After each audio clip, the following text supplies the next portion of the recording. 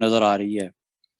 لیکن جو اس تباہی میں جو چیز سندھ کو باقی جگہوں سے تھوڑا سا منفرد کرتی ہے اور تھوڑی سندھ کی جو مصیبت ہے اس کو زیادہ بڑھاتی ہے، وہ یہ ہے کہ بلوچستان میں سیلاب آیا اور پھر اتر گیا، پنجاب میں سیلاب آیا اتر گیا، گلگت بلتستان میں سیلاب آیا اتر گیا، سندھ میں سیلاب آیا اور اتر نہیں رہا.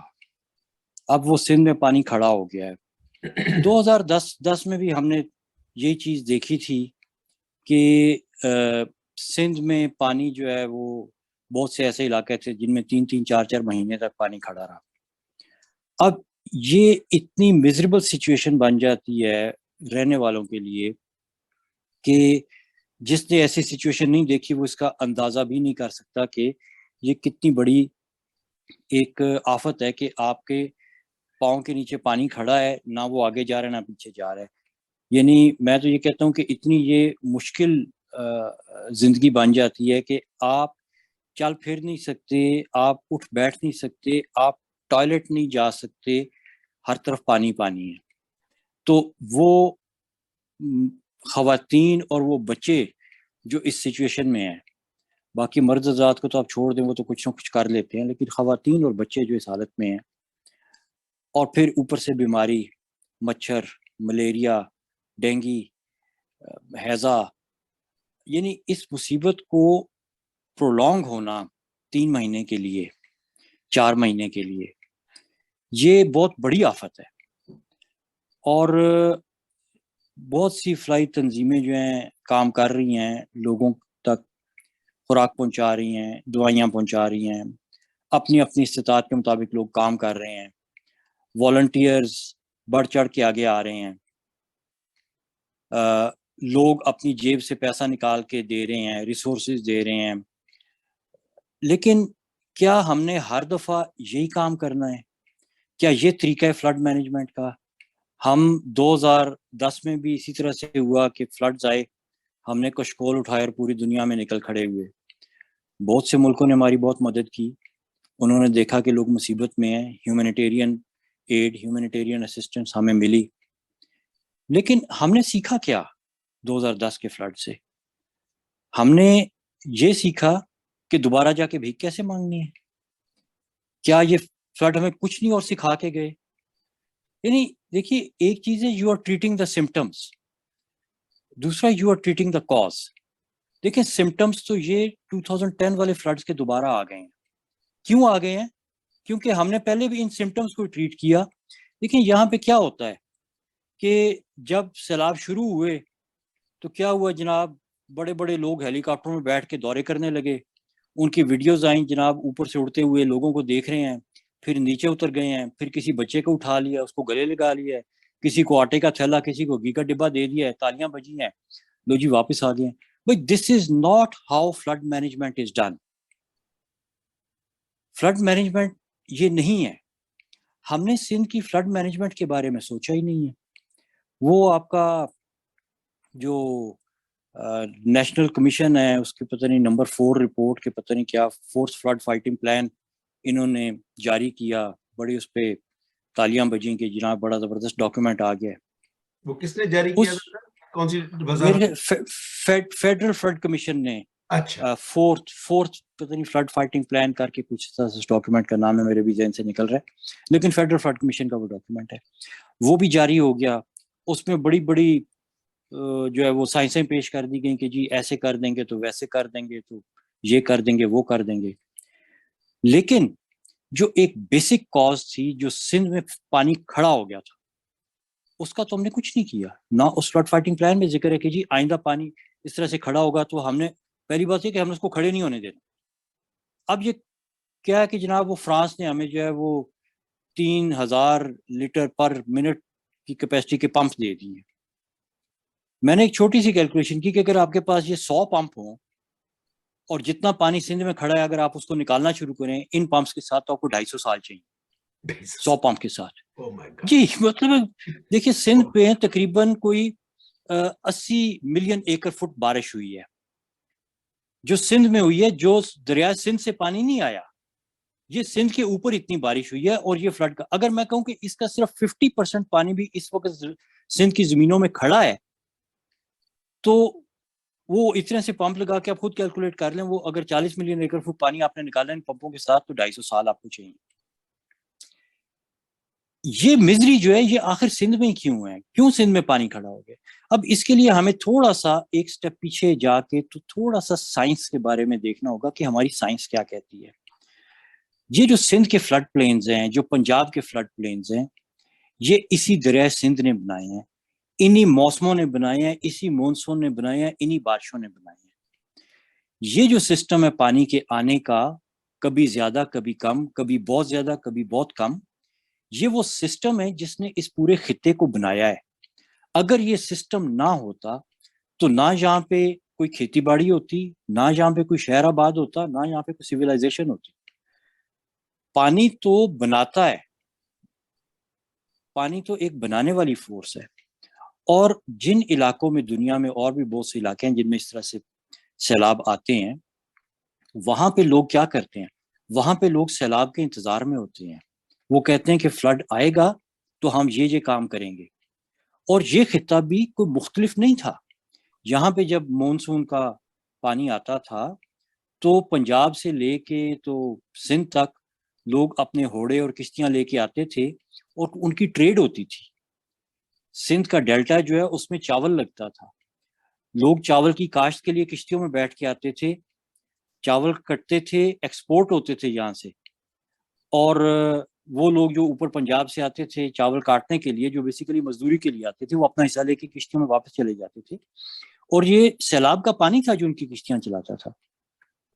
لوگ کہتے تھے کہ سیلاب آئے گا تو زمینیں زرخیز ہو جائیں گی, کنووں میں پانی واپس آ جائے گا, اچھی فصل ہوگی اگلے سال.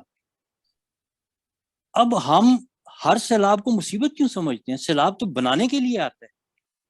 یہ ادھر مصیبت کیسے بن گیا؟ ہم نے کیا کیا؟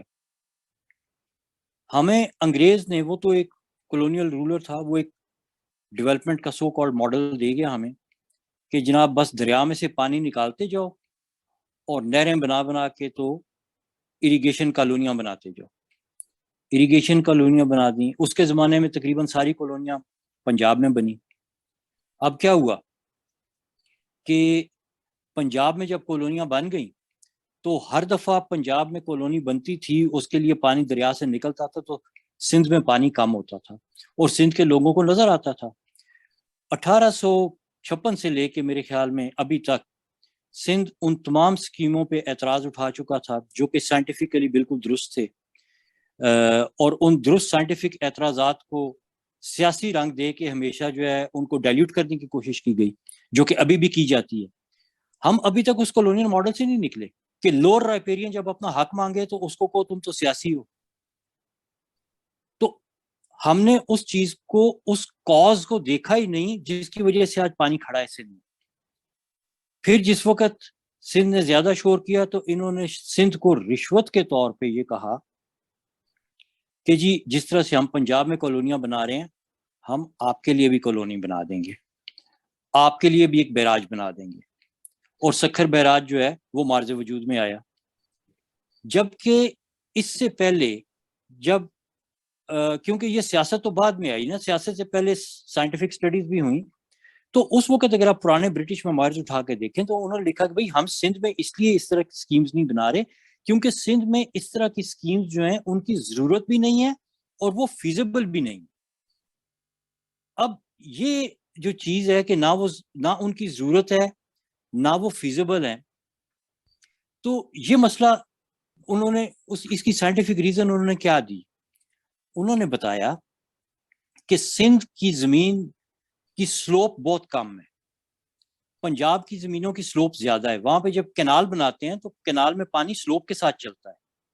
سندھ میں سلوپ بہت کم ہے, اس لیے ادھر اگر کینال بنائی جائے تو اس میں پانی بہت مشکل سے چلے گا. دوسرا انہوں نے کہا کہ آپ کے دریا میں ہر وقت پانی چلتا ہے اور آپ کو اس طرح کی اریگیشن سکیم کی اس لیے بھی ضرورت نہیں ہے کیونکہ دریائے سندھ میں گرمیوں اور سردیوں کا فلو ہمیشہ ہوتا ہے اور سندھ میں ڈرائی ایئر اور ویٹ ایئر کا کوئی کانسیپٹ نہیں ہے کیونکہ سندھو ہمیشہ سردیوں میں بھی پانی لے کے آتے ہیں, گرمیوں میں بھی لے کے آتے ہیں. اور یہ اس وقت بات ہوئی تھی جب ڈیم نہیں بنے تھے. اس کے بعد میں سندھاس معاہدہ ہو گیا, ڈیم بھی بن گئے, بیچ میں سکھر بیراج بھی بن گیا. سکھر بیراج میں کچھ لوگوں کو اس کا ڈائریکٹ فائدہ ہوا, جو اس کے ڈائریکٹ بینیفیشریز تھے. وہ جو ڈائریکٹ بینیفیشریز تھے اب ان کی زبان کچھ اور ہو گئی اور باقی سندھیوں کی زبان. تو پہلی دفعہ سندھ کے لوگوں میں تفریق پیدا ہوئی. وہ لوگ جو لوئر ریپیرین کی حیثیت سے بات کر رہے تھے اور وہ لوگ جو سکھر بیراج کی نکالی ہوئی نہروں سے فائدہ اٹھا رہے تھے. اور پھر اس میں وہ وفاداریاں بھی خریدی گئیں, مربے بانٹے گئے, جاگیرداری نظام اور وڈیرا سسٹم جو ہے وہ اس کو مستحکم کیا گیا, کیونکہ وہ تو کولونیل رولر تھا, اس کو تو ڈیوائڈ اینڈ رول پالیسی چاہیے تھی. پھر جب انگریز نے بھاکرا ڈیم کی بات کی کہ جی ہم نے بھاکرا ڈیم بنانا ہے, تو اس وقت سندھ نے آبجیکشن شروع کی. یہ 1901 سے آنورڈز بھاکرا ڈیم کی باتیں ہو رہی تھیں. تو پہلے تو انہوں نے کہا کہ ہم آپ کو ایک بیراج بنا کے دیں گے, پھر انہوں نے کہا جی ہم آپ کو ایک ناردرن اور سدرن بیراج بھی بنا کے دیں گے, جو بعد میں گڈو اور کوٹری بیراج کی شکل میں سامنے آئے. کوٹری بیراج کی جس وقت انہوں نے سٹڈیز کی انگریز نے, تو اس وقت انہوں نے اس کو ٹوٹلی انفیزیبل قرار دے دیا. انہوں نے کہا کہ کوٹری میں جب آپ پہنچتے ہیں تو وہاں پہ جا کے سندھ کے ڈیلٹا کے اور اس کے اوپر کے علاقے کی زمینیں اتنی ہموار اور اتنی کم سلوپ ہے کہ وہاں پہ اس قسم کی کینال بنانا انتہائی انفیزیبل ہوگا. واٹر ٹیبل ہائی ہے, واٹر لاگنگ اور سیلنٹی بہت زیادہ ہو جائے گی, اس لیے یہ بیراج نہ بنایا جائے, اور یہ پروجیکٹ ٹیکنیکلی انفیزیبل قرار دے دیا گیا تھا. پھر 1947 کے بعد ہم آزاد ہو گئے, تو ہم نے سب سے پہلا کام کیا کہ ورلڈ بینک سے قرضہ پکڑا اور کوٹری بیراج بنانا شروع کر دیا. پلی ہم نے یہ لی کہ جی ہم مہاجروں کو آباد کریں گے. وہاں پہ آباد کون ہوا مجھے نہیں پتا, لیکن پلی یہ لی گئی کہ جی یہ اس کا ڈیزائن ہوا تو ہم اس کو بنا دیتے ہیں. اب پرابلم یہاں پہ شروع ہوتی ہے کہ سندھ کی جو اتنی ہموار اور وسیع زمین تھی, جس کے اوپر پانی اگر کھڑا ہو جائے تو وہ چلے گا نہیں, لیکن قدرت نے پھر بھی ایک طریقہ بنایا ہوا تھا. گو کہ اس کی سلوپ بہت کم ہے, یہ 10 کلومیٹر میں 1 میٹر کی آپ کی ایلیویشن کا ڈفرنس ہے, یعنی 1:10,000 کی سلوپ ہے آپ کی. انجینئرز اس چیز کو بہتر سمجھیں گے کہ یہ کتنی کم سلوپ ہے. اس کی مثال میں آپ کو اس طرح سے دیتا ہوں کہ جب اتنی کم سلوپ ہوتی ہے تو پھر پانی بہت آہستہ چلتا ہے. جب پانی آہستہ چلے گا تو وہ پھیلے گا زیادہ اور چلے گا کم. اب سندھ میں جو پانی آیا ہے بارشوں کا وہ پھیل گیا ہے کیونکہ سطح ہموار ہے, لیکن یہ جو کم ترین سلوپ بھی جو ہے, اس سلوپ کے 2 رخ تھے, یا یہ سمندر کی طرف جاتی تھی یا یہ دریا کی طرف جاتی تھی. کولونیل ماڈل نے کیا کیا, کولونیل ماڈل نے دریا کے ساتھ باندھا بند کہ دریا کا پانی باہر نہ آئے. اب جو دریا کے باہر پانی ہے وہ دریا کی طرف نہیں جا رہا. دوسرا کام انہوں نے کیا کہ جو انہوں نے دریا سے پانی نکالا نہر بنا کے, وہ نہر انہوں نے بنائی زمین سے اونچی تاکہ نیچے سیراب کر سکے. اب وہ نہر جو ہے وہ اس مائلڈ سلوپ کے اکراس چلتی ہے, اور جس پانی نے سمندر کی طرف جانا تھا اس کے راستے میں کینال کا بند آ گیا. پھر سڑکوں کے بند بھی آ گئے, ریلوے کے بند بھی آ گئے. اگر آپ ابھی بھی نقشہ اٹھا کے دیکھیں, گوگل امیجز اٹھا کے دیکھیں, آپ دیکھیں گے کہ پانی کھڑا ہے اور اس کی بڑی جیومیٹرک باؤنڈریز ہیں, اور وہ باؤنڈریز نیچرل نہیں ہیں بلکہ مین میڈ ہیں. یہ آپ کا کولونیل ماڈل تھا جس نے آپ کے سندھ میں اس وقت اننڈیشن کھڑی کی ہوئی ہے, کیونکہ آپ نے پانی کے بہ جانے کا راستہ ہی روک دیا. دوسرا طریقہ کہ پانی زمین میں جذب ہو جائے. اب اس میں بھی 2 مسائل ہیں سندھ کے ساتھ نیچرل. پہلی بات تو یہ کہ سندھ کی جو مٹی ہے وہ بہت باریک اور چکنی مٹی ہے. چکنی مٹی میں پانی مشکل سے جذب ہوتا ہے. اس کے ساتھ ہی سندھ کا واٹر ٹیبل جو ہے وہ بہت اونچا ہے, 2-3 فٹ پہ بھی پانی نکل رہا ہے, 8-10 فٹ پہ بھی پانی نکل آتا ہے. تو اگر بارش کا پانی نے اس 8-10 فٹ کو 2-3 فٹ کو ایک دفعہ بھر دیا ہے تو اب مزید اس کے بیچ میں پانی نہیں جا سکتا, اور اگر کہیں پہ جا رہا ہے تو بہت ہی آہستہ جا رہا ہے. تو اس لیے یہ 3-3 4-4 مہینے تک ادھر پانی کھڑا رہتا ہے. یہ چیز ہم نے 2010 میں دیکھی, لیکن ہم نے اس کے اوپر کوئی ایکشن نہیں لیا. نہ آپ کے جو ہے وہ فلڈ کمیشن کے جو ہے وہ فائٹنگ پلان میں اس چیز کو ٹیکل کرنے کی کوئی سائنٹیفک تجویز دی گئی ہے, نہ آپ کے جو ہے وہ کولونیل ماڈلز کو جو ہے وہ ری تھنک کرنے کی جو ہے کوئی بات کی گئی ہے. تو جب تک یہ چیز رہے گی تو اس وقت تک آپ کا پانی سندھ میں کھڑا رہے گا اور آپ کی پرابلم ختم نہیں ہوگی. اگلے سال بارشیں ہوں گی، پھر دوبارہ ادھر پانی کھڑا ہو جائے گا، پھر امدادی کیمپ لگ جائیں گے، پھر ہمارے جو بڑے لوگ ہیں وہ جہازوں میں بیٹھ کے بھیک مانگنے نکل جائیں گے. تو یہ مسئلہ جو ہے آپ نے اب سائنس کو آگے لے کے چلنا ہے. یہ جو ڈیمز کا، بیراجز کا اور فلڈ اریگیشن کے لیے کنالز کا ماڈل ہے، اس نے ہمیں بہت نقصان پہنچا دیا. اس نے جو ہمیں فائدہ دینا تھا دے دیا. اب یہ ہمارے لیے ہر اگلے سال کے بعد اس کا نقصان بڑھتا جا رہا ہے اور اس کا فائدہ کم ہوتا جا رہا ہے. آپ نے یہ کنالز بنائی ہے، ٹیل اینڈ پہ ویسے بھی پانی نہیں لے کے جاتی. ان کی وجہ سے جھگڑے ہوتے ہیں ہمارے. فارمر کے ساتھ جھگڑتا ہے جب پانی نہیں آ رہا ہوتا، صوبے کے ساتھ جھگڑتا ہے، اور پھر ہم ہندوستان پاکستان والے اور پاکستان افغانستان والے بھی آپس میں لڑ رہے ہوتے ہیں جب پانی نہیں آ رہا ہوتا. تو بیسیکلی اگر آپ نے اپنے نیچرل سسٹم کا بیڑا غرق کر دیا ہے تو اب یہ ایکسپیکٹ نہ کریں. آپ امریکہ کو اور چائنا کو اور باقی کاربن پروڈیوسنگ کنٹریز کو بلیم مت کریں کہ جی یہ آپ کی کاربن کی وجہ سے ہوا ہے. سندھ میں پانی امریکہ کی کاربن پروڈکشن کی وجہ سے نہیں کھڑا، سندھ میں پانی ہمارے کولونیل ماڈلز کی وجہ سے کھڑا ہے، جن کو ہم نے کولونیلز کے جانے کے بعد بھی مزید بڑھایا. ہم نے سکھر بیراج کے بعد کوٹری اور گدو بھی بنا دیے. ہم نے جو سندھ کی ٹریڈیشنل وزڈم تھی، ہم نے اس کو ایک طرف پھینک دیا اور ہم نے کہا کہ نہیں، وہ جو انگلینڈ سے آیا ہے اس کو سندھ کے بارے میں زیادہ پتا ہے، اور جو سندھ میں رہتے ہیں اس کو کچھ نہیں پتا. ابھی وہ دوسرے صاحب میرے جمیل صاحب تھے، وہ بات کر رہے تھے کہ سندھ کے لوگ بہت انٹلیکچوئل ہیں، اور میں اس چیز کا گواہ ہوں. میں سندھ میں گیا ہوں، وہ کتابوں کی بات کر رہے تھے. ہمارے دوست ہیں عبداللہ جت صاحب، وہ ایک ٹوٹی ہوئی جھونپڑی میں ان کے پاس ان کو ملنے کے لیے گیا تو اس میں ان کے گھر میں نے پوری لائبریری دیکھی. اس میں انہوں نے مجھے وہ نقشے نکال کے دکھائے جو تلوکے تھے، اور اب سمندر کے بیچ میں 40 کلومیٹر ان کے اوپر سمندر آ گیا.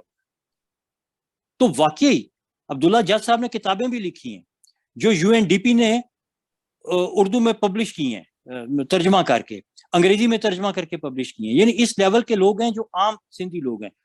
المنظر ہے وہاں پہ ایک دفعہ میں گیا، وہاں پہ جو وہاں کے لوکل ہیں جن کا کہیں پہ ادب شدب میں نام شام مطلب ہے کہ جو ہونا چاہیے اس طرح کا نہیں ہے، وہ لوگ شاعری کرتے ہیں، وہ لوگ گنگناتے ہیں.